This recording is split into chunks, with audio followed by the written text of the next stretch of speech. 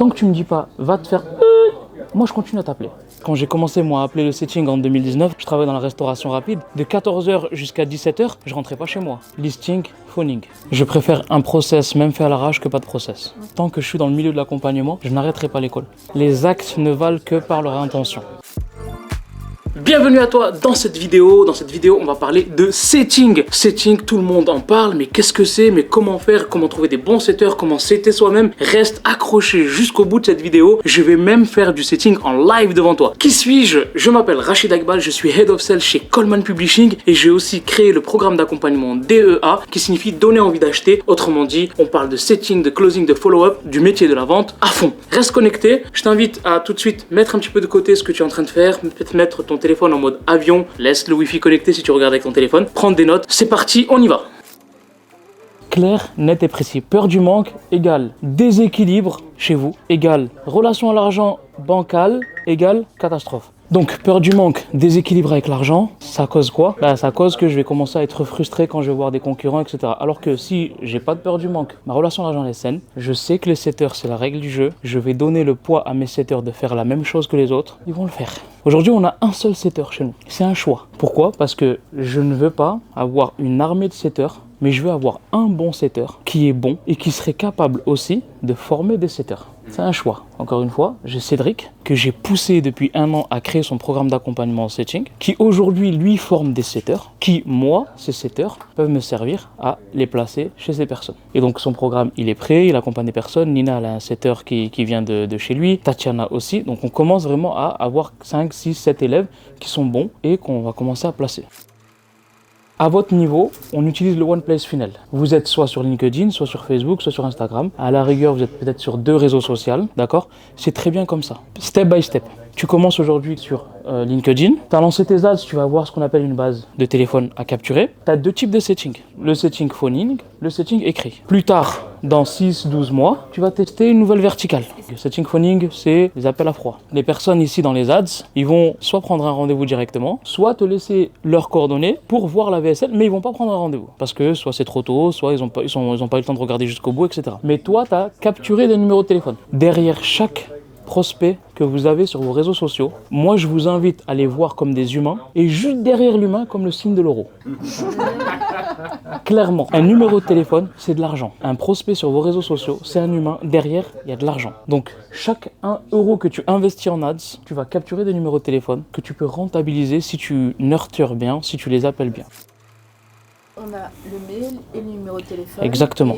Et comment articuler les deux? Mail, séquence mail, numéro de téléphone. Tu as ton listing, tous les 3-4 jours, ton setter il vient, il prend le listing. Oui, bonjour, je suis Rachid de l'équipe de Kathleen. Je vous appelle parce que vous avez laissé vos coordonnées en regardant notre vidéo sur Facebook ou sur Instagram. Vous vous souvenez, c'était hier à 14h? Oui, très bien. Mais écoutez, je vous appelle, c'est très simple. C'est juste un petit appel de courtoisie, ça dure 2 minutes. Juste quelques questions à vous poser. Qu'est-ce qui vous a motivé à laisser vos coordonnées pour regarder la masterclass? Vous l'avez regardé? Alors, vous en avez pensé quoi? Ok, super. Juste par curiosité, c'est quoi votre situation? Qu'est-ce que vous recherchez? Vous en êtes où? Ok, très bien. Mais écoutez, moi ce que je peux vous proposer, c'est que je vais vous envoyer une autre vidéo à regarder. C'est Kathleen qui m'a demandé de vous l'envoyer et je vous appellerai demain. Ça, c'est le premier process. Ou, écoutez, moi ce que je vous propose, c'est que Kathleen a quelques disponibilités cette semaine. Là, clairement, vous faites partie des personnes qu'elle peut aider. Elle aura sûrement quelques conseils à vous apporter à travers l'appel. Vous serez disponible quand? Alors, j'ai 2 disponibilités, vendredi 16h ou lundi matin à 10h le matin. Qu'est-ce qui vous correspond le plus? Ok, super. Le rendez-vous, il est pris. Si j'ai pas de setter, je le fais moi-même, ça?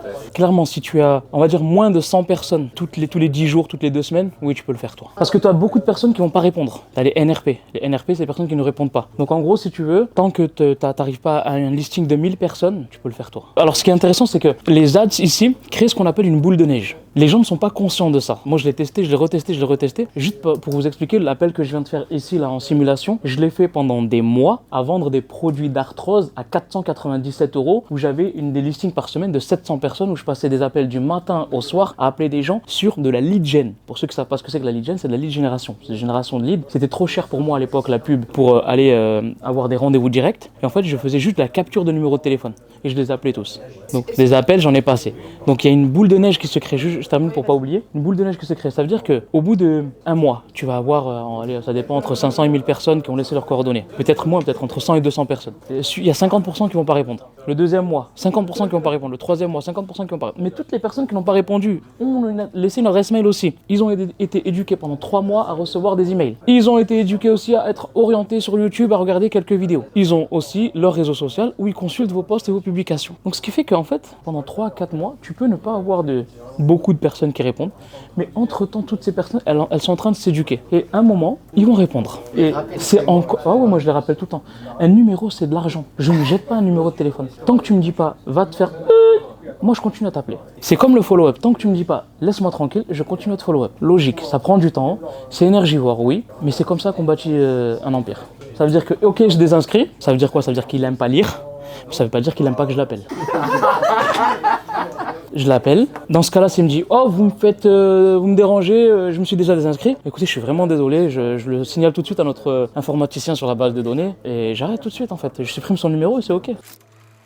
Et c'est une fois tous les combien, tu dis? Alors, ça dépend du volume que tu as. Si tu as un gros volume, tu vas appeler tous les jours, tu vas te fixer 30 minutes où je vais appeler mon listing. Tous les jours, 30 minutes, j'appelle mon listing. Tous les jours, si c'est trop pour toi, tu fais 1 jour sur 2. Si c'est trop pour toi, tu fais 1 heure tous les 3 jours. C'est à toi de trouver ta discipline, ton organisation. Il n'y a pas de science exacte. Par contre, je vous invite à appeler entre 11h et 12h30, ou plutôt entre 11h30 et 13h, pour ceux qui vont chercher leurs enfants à l'école. Deuxième horaire où c'est très intéressant d'appeler les gens, entre 17h et 18h30. Pourquoi?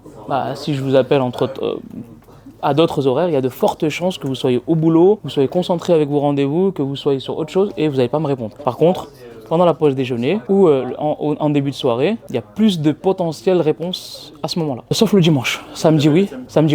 Ouais, samedi, tu peux appeler. Samedi, tu peux varier, par exemple, faire un testing samedi 9h à 10h30 ou 14h, 16h. Tu peux tester. Mais dimanche, non. Il faut savoir une chose, c'est qu'au niveau des ads, quand je demande le numéro de téléphone, le coût du lead va me coûter plus cher. Pourquoi? Parce que c'est une barrière à l'entrée. Par contre, un numéro de téléphone, c'est beaucoup plus puissant qu'une adresse mail. Et c'est pas très significatif le coût. C'est de 1 euro ou 1,50 € de plus, voire 2 euros. Je pense pas que c'est très significatif. Vous le verrez avec Xerus peut-être tout à l'heure. Moi, je recommande aujourd'hui d'avoir les numéros de téléphone. T'as un de tes prospects, tu veux qu'on les appelle tout de suite? Qui a des prospects là? Ouais, vas-y, sors-moi un numéro de téléphone. Et donc toi, tu accompagnes les freelances à signer leur premier client. Ouais, c'est à vivre de leur business, oui. Ok, et c'est des freelances dans quoi? Digital, donc ça peut être Ok. Un petit peu de silence, por favor. Allô? Oui, bonjour. Oui. Bonjour, je suis Rachid de l'équipe de Corentin. Vous avez laissé vos coordonnées il y a quelques minutes là sur notre vidéo sur Facebook ou Instagram récemment. Oui. Ben voilà, je vous appelle juste par courtoisie pour prendre un petit peu de vos nouvelles, savoir un petit peu qu'est-ce qui vous a motivé à laisser vos coordonnées, où est-ce que vous en Et êtes. là, je suis en train de travailler. En fait, j'ai bien reçu votre mail, donc je vais voir si je donne suite ou pas. Mais là, je suis Super. en train de travailler, je peux pas du tout vous répondre. Super. Est-ce que vous avez un créneau auquel je peux vous recontacter? Moi, je vous recontacterai si ça m'intéresse. Faut que je vois un petit peu ce que vous proposez. Ok, super. Ben écoutez, je vous laisse prendre le temps de regarder tout ça et en tout cas, ça a été un plaisir pour moi. Ça marche. Bonne journée. De même, Au revoir. il y a un truc qui est pas normal. Elle a laissé ses coordonnées à quelle heure? 8h10. Ce matin. Et qu'elle a pas encore regardé la VSL. Bah, elle est allée sur le calendrier, donc ça veut dire qu'elle est allée même après la VSL. Donc tu penses qu'elle a regardé la VSL? Bah, pas forcément, non. Ça se trouve, elle a juste cliqué sur le bouton en dessous de la VSL pour aller. Ok, ça veut dire que les gens peuvent prendre un rendez-vous alors qu'ils ont même pas arrivé à 5 minutes de la VSL. Oui, il y a le bouton, il se déclenche pas. Chef du marketing, tu trouves ça normal? Personnellement, je recommande vraiment de mettre un bouton où le bouton prendre un rendez-vous ne s'active que au moins quand j'ai regardé 10-15 minutes de la VSL. Bon, ça n'a pas abouti. Un autre. Les gens, ils- T'en as un autre? Ce que vous voyez ici, c'est exactement ce que vous devez faire. Je sais que c'est énergivore. Je sais que ça me fait chier de me poser et d'appeler des gens qui ont laissé des coordonnées. Ouais, mais c'est mon business. C'est aujourd'hui là? Il y a 20 minutes. Ouais, mais tu penses qu'il aura le temps de regarder le webinaire ou pas? La vidéo, elle dure 25, donc. Ouais, il me l'a dit, regarde en accéléré. Non, je pense pas. 11h30. Ouais, 11h30 c'est mieux. C'est mieux pour avoir quelqu'un qui l'a déjà regardé. C'est mon business en fait. Là, je suis en train de créer, bâtir quelque chose pour montrer aux gars qui vont être avec moi dans l'équipe comment ça fonctionne. Mais si moi je porte pas la motivation et l'énergie pour le faire, comment je vais donner envie à mon équipe de le faire? Je peux pas. Et attention, je vous demande pas de le faire 3-4 heures par jour. Non, mais une demi-heure tous les 2 jours pour appeler des gens qui ont laissé leurs coordonnées, c'est de l'argent, c'est votre argent. Les ads, c'est votre argent. Un numéro de téléphone, c'est un potentiel client. Tant que vous n'aurez pas compris ça, il y aura toujours quelque chose à travailler. Juste pour te donner du contexte, quand j'ai commencé moi à appeler le setting en 2019-2020, je travaillais dans la restauration rapide. Donc de 9h jusqu'à 13h30, 14h, j'étais au snack. De 14h jusqu'à 17h, je rentrais pas chez moi. Listing, phoning. Et je bookais des rendez-vous pour vendredi, samedi, dimanche. Et lundi à jeudi, c'était phoning toutes les après-midi. Sans compter que je rentrais le soir à 23h et que avant de démarrer à 9h du matin, de 5h à 9h, j'étais en train de me former. Allez, c'est parti. Tu prépares le lien calendrier, s'il te plaît? Merci de laisser un message après le bip sonore. Moi, je m'appelle Raphaël. Accrochez ou tapez dièse pour le modifier. Bonjour.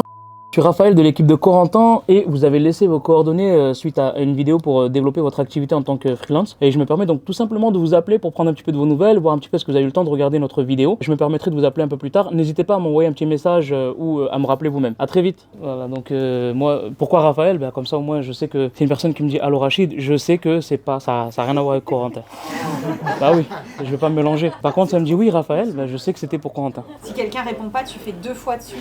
Tu peux faire une fois, 2 fois de suite, ensuite un message. Tu peux faire 3 fois et ensuite un message. Il n'y a pas de science exacte, c'est juste toi comment tu te sens. Moi généralement j'appelle jamais 2 fois de suite. Pourquoi? Parce que quand j'utilise un logiciel pour faire des appels, j'utilisais Ringover à l'époque. Là j'utilise On-Off Business, donc il y a moins de fonctionnalités mais ça fait le taf. Sur Ringover, j'utilisais une fonctionnalité qui s'appelle PowerDizer. Et en gros je copiais tous les numéros de mon Excel, je les mettais sur PowerDizer et j'enchaînais en fait. Dès que ça répondait pas, ça me mettait le suivant. Et moi je suivais juste sur mon tableau le prénom. Et il suffit juste que tu te trompes d'une ligne, que Françoise tu l'appelles Michel. Donc il faut vraiment faire attention. En fait j'enchaînais les appels.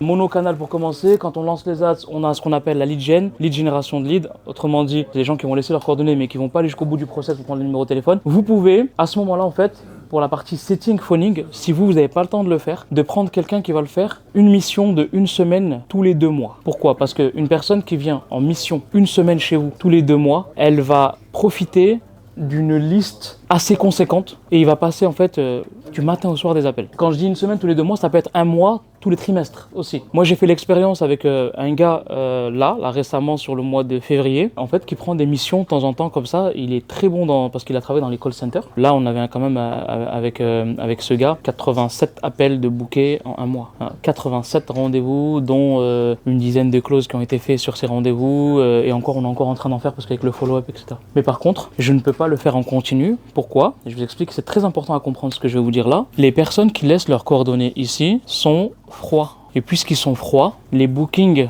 sur les nouveaux ne vont pas être aussi conséquents que sur les anciens. Donc si je fais une mission de 1 mois tous les 3 mois, autrement dit janvier, février, c'est moi qui passe la 30 minutes d'appel, bon ils répondent pas, c'est pas grave, je rappellerai demain, bon ils répondent pas, c'est pas grave, mais j'ai pas fait mon travail correctement de les appeler beaucoup de fois. Ma séquence email va faire le travail, mon marketing va faire le travail. Au mois de mars, je prends un gars qui va lui passer des appels du matin au soir. Toutes les personnes de janvier, février sont beaucoup plus chaudes que ce qu'elles n'étaient en janvier quand elles sont rentrées et pour ceux de février dès qu'ils sont rentrés. À ce moment-là, je peux faire 20, 30, 40% de plus de calls à ce moment-là. Le mois de mars se termine. Pareil, avril, mai, juin. Juin, je reprends une mission d'une personne. Elle va passer du matin au soir des appels, mais cette fois-ci de janvier jusqu'à juin. Il y a de fortes chances qu'il y ait plus de rendez-vous. Donc tous les 3 mois, moi j'ai un pic de rendez-vous bookés grâce à une mission qui a été faite par un setter. Rendez-vous booké qualifié. Attention, le mot il a une sacrée importance qualifié. Parce que si tu donnes ça à un centre d'appel, il va te donner 300 rendez-vous, mais 0. Le rendez-vous qualifié, c'est une personne qui fait partie de ma cible. Ma cible, c'est ça, ça, ça et ça. Un rendez-vous qualifié, c'est un gars qui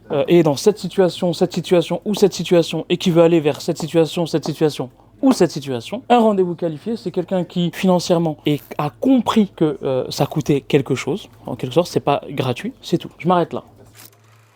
Il est beaucoup plus préférable que tu appelles au moins tes leads le plus rapidement possible. Ça veut dire entre 24 et 48 heures, allez 72 heures, une fois qu'ils ont laissé leurs coordonnées. Si tu le fais, déjà, même si tu n'as pas le temps de toutes les traiter, il y a de fortes chances que tu arrives à décrocher des rendez-vous. Maintenant, si tu le fais, mais que tu le fais pas correctement, c'est-à-dire que tu appelles qu'une fois au lieu d'appeler 2, 3, 4 fois et d'envoyer un SMS, etc., c'est pas grave. Pourquoi? Parce que tu vas laisser un message vocal, même si la personne ne t'appelle pas. Lorsque dans 3 mois, le setter va venir et va bombarder les appels, il va se souvenir que Kathleen elle avait laissé un message vocal il y a 3 mois. Plus les mails, plus tes posts, etc. Mais c'est bien de le faire une première fois. Je préfère un process, même fait à l'arrache, que pas de process. Parce qu'en fait, si vous voulez, c'est une boule de neige tout ça. Les appels, c'est pas juste le setter, c'est pas juste le marketing, c'est pas juste le closer. C'est tout. Vous connaissez un petit peu les points de contact. Il faut des points de contact de partout. Point de contact setting, point de contact marketing, point de contact email, point de contact réseaux sociaux, point de contact Marie-Christine qui m'a recommandé. Tout. Il faut vraiment un tout. Et ça, c'est step by step.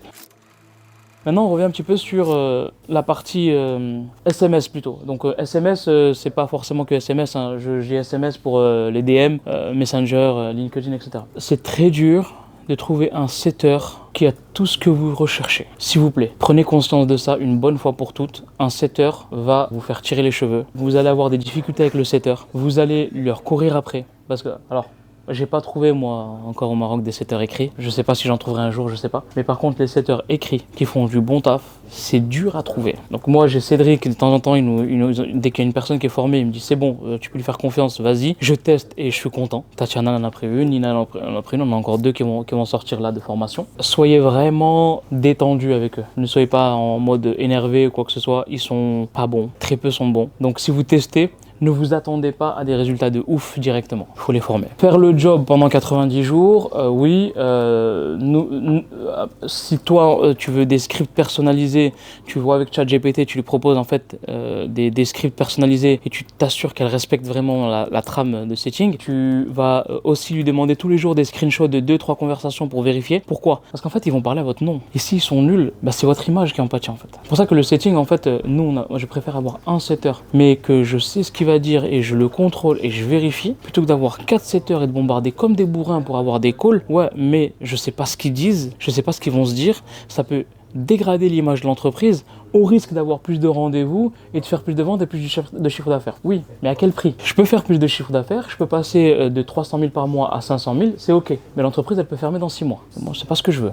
Moi, je veux vraiment une croissance long terme. Je surveille le gars, je sais ce qu'il dit, plutôt que de m'embrouiller avec des setters qui sont en train de se battre avec des prospects ou qui s'insultent. Les setters, aujourd'hui, même s'ils font le taf, même s'il y a des moments où tu as juste envie en fait, de te tirer les cheveux, de dire c'est pas possible, mais comment ce niveau de conscience, comment il peut en arriver là en fait ? Aujourd'hui, moi, je privilégie vraiment le cold calling au setting écrit. Un setter, ça me suffit. Par contre, je peux avoir 3-4 gars qui sont prêts à passer des appels, ça me va. Les setters aujourd'hui veulent du résultat. Et donc en fait, ils sont plus ouverts, on va dire, à prendre le téléphone et appeler. Ça répond pas, je laisse un message, mais j'ai l'impression d'avoir servi à quelque chose, que d'envoyer des conversations à des personnes où très peu de conversations vont être ouvertes, très peu de conversations vont être répondues, etc. Donc c'est pour ça que c'est très dur, parce qu'ils n'ont pas de patience. Ils n'ont pas compris que c'était le volume et la loi des nombres. Mais en même temps, c'est normal parce que quand on les a formés, on leur a dit que tu vas découvrir le nouveau métier rentable de la francophonie, où tu vas juste envoyer des messages depuis ton canapé avec les 2 pieds croisés en regardant Netflix, chips à côté, barbecue, et tu vas gagner 1200, 1500, 3000 euros par mois. Voilà comment ce métier a été vendu. Donc du coup, cette personne qui vient, qui paye une formation 1000, 2000, 3000, 4000 euros, et qui commence à setter, et qui arrive même pas à générer 500 euros à la fin du mois, le premier, même pas 500 le deuxième,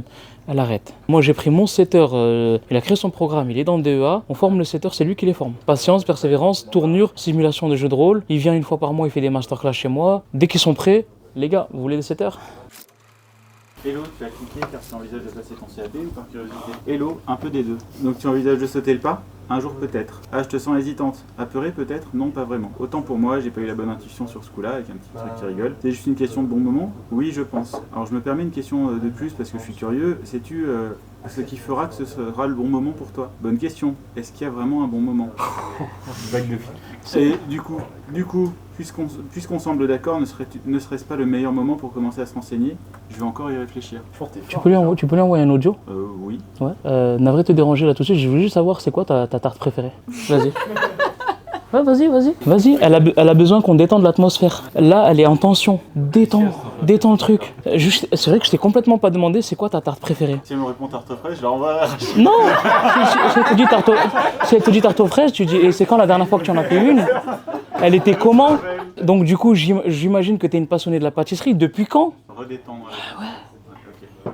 Là, elle est sous tension, là. Détends, va sur des sphères. T'as de la chance d'avoir un panel de possibilités, de tarte au citron, fraise, chocolat. Fais-le. Tu verras que dès que tu la détends, là, elle va rentrer dans son game. Elle va rentrer dans sa carte du monde, du truc qu'elle kiffe. Là, tu auras plus de facilité à... Pourquoi tu veux aller là? Qu'est-ce qui fait que tu es passionné par ça? Depuis quand? Là, elle se sent... je veux te vendre quelque chose. Le mot d'ordre dans le setting, c'est cool et direct. Cool. Parce qu'on doit détendre l'atmosphère comme ce que j'ai fait avec Mehdi. Mais direct, ce que j'ai envie de dire, je vais le dire. Autrement dit, si là, elle me dit « je vais avoir le temps », je n'ai pas le temps, je vais prendre le temps. Je peux lui poser la question, est-ce que tu penses vraiment avoir le temps ou est-ce que c'est inutile que je t'envoie cette ressource? Mon temps est précieux, je vais pas t'envoyer quelque chose si tu vas pas le regarder. C'est comme quand j'envoie des ressources en follow-up, une fois tous les mois ou une fois toutes les 3 semaines, j'envoie un message, hey, salut, j'espère que tu vas bien, est-ce que tu as pris le temps de regarder les ressources? Dois-je continuer à te déranger avec mes ressources ou dois-je arrêter? À ce moment-là, j'ai beaucoup de réponses, non Rachid, c'est très cool, j'ai eu le temps, j'ai pas eu le temps de te répondre, etc. Et là, tu as toujours une ou deux personnes qui me disent, j'ai pas eu le temps, mais je vais avoir le temps. Mais c'est rare des personnes qui te disent, arrête de m'envoyer. Sauf des personnes qui sont décidées et qui n'ont pas voulu le dire, ouais, j'ai signé ailleurs ou je suis parti là, c'est ok, dans ce cas-là, je te sors pas de ma liste de follow-up, je réduis la cadence. Au lieu d'envoyer toutes les semaines, j'envoie tous les mois. Là, récemment, il y a une personne qui s'appelle qui a signé ailleurs au mois de juillet. Avec mes envois, elle me dit « Je regrette de ne pas avoir signé chez vous ». Donc elle, je sais que là, j'ai un travail de follow-up à faire sur les 2-3 mois, tant qu'elle se refasse un petit peu financièrement, parce qu'apparemment c'était difficile. Il y a de fortes chances qu'elle re-signe, qu'elle signe chez nous. C'est comme ce que je vous dis, hein, il y a 2 types de vendeurs, il y a 2 types de setters. Il y a ceux qui vont se dire « Je vais te booker coûte que coûte » ou « Je vais te closer coûte que coûte ». Et il y a ceux qui vont se dire « Moi, je vais te faire passer le meilleur moment de la journée, du mois, de l'année, de la décennie.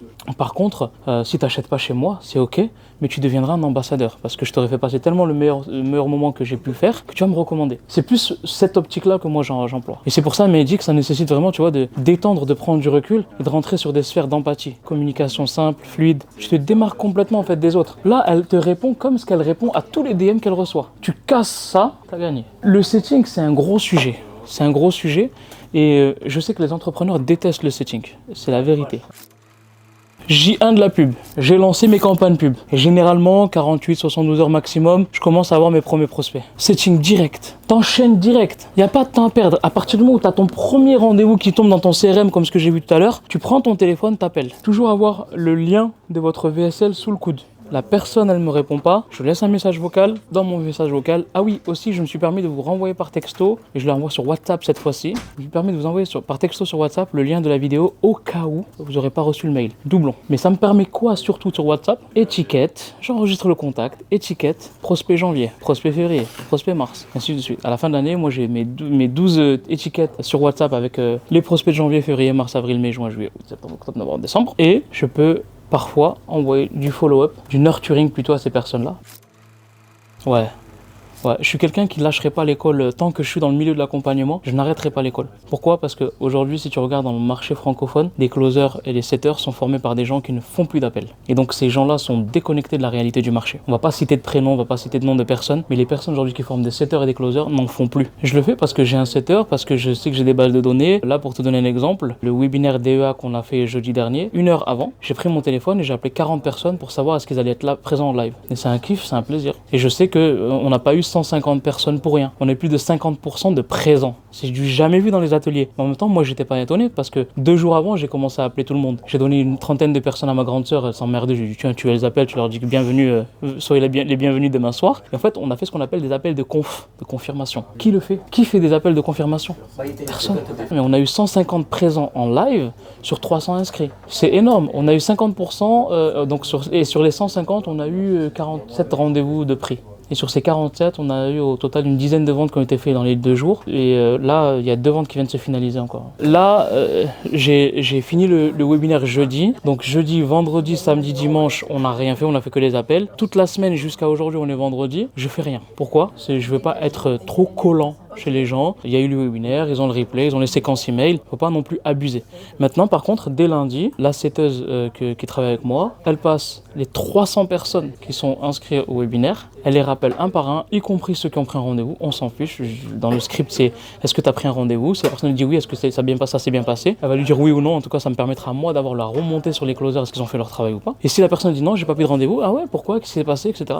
Soit j'ai été là, soit j'ai pas été là. Et elle va aller chercher un call. Donc on a encore 150 personnes à contacter, même plus, parce qu'il y a des personnes qui ont été là, où elle va aller chercher un call. Tout ce que je vous partage là, c'est des petits détails sur petits détails, mais c'est ces petits détails ajoutés l'un derrière l'autre qui fait que vous prenez de l'avance sur votre marché. Les actes ne valent que par leur intention. À chaque fois que tu fais quelque chose, il faut que tu saches pourquoi tu le fais. Moi, je fais les choses parce que je sais que j'ai des compétences qui peuvent aider des gens. Et le finance, ça vient après. L'argent, c'est l'art d'aider les gens. Je me soucie pas de l'argent. J'ai jamais travaillé que pour l'argent. Donc, pourquoi tu fais ça? Pour aider les gens. T'inquiète pas, l'argent, ça vient avec. Je sais que dans une personne, moi je veux du cash. Moi, je veux du cash, je veux du cash. Le cash passe avant aider. Au bout d'un moment, il y a une cassure. Pourquoi? Parce que si un closer vient bosser pour toi ou un setter qui vient bosser pour toi et qui parle que de cash, demain, il y a un concurrent qui va l'appeler, il va lui proposer plus, il va partir. Comme je vous l'ai dit, j'ai une équipe, ils sont bons dans leur domaine. Tous les mois, ils ont des grosses personnes, des grosses têtes du marché de l'accompagnement qui les appellent pour les débaucher. On me screenshot les messages, on m'envoie. Tiens Rachid, regarde, il y a... Mais attends, c'est pas l'ami de Jérémy, lui? Tiens Jérémy, regarde ton pote ce qu'il veut faire.